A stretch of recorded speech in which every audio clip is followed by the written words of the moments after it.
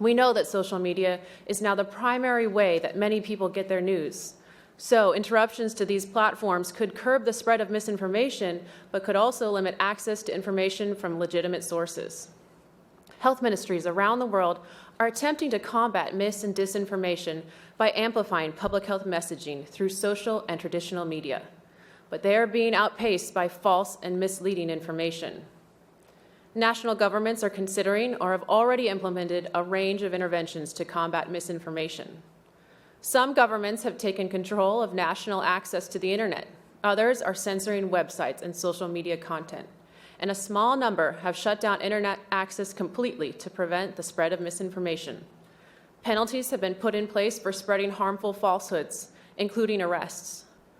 Social media companies report that they're doing all they can to limit the use of their platforms for nefarious or misleading purposes. But this is a technically difficult problem, and false, misleading, or half-true information is difficult to sort without limiting potentially true messages. The bottom line is that members of the public no longer know who to trust. Both the misinformation and the measures to control it have led to a crisis of confidence. Countries are reacting in different ways as to how best to manage the overwhelming amounts of dis and misinformation circulating over the internet.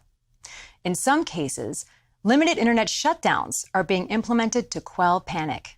Thank you, Catalina.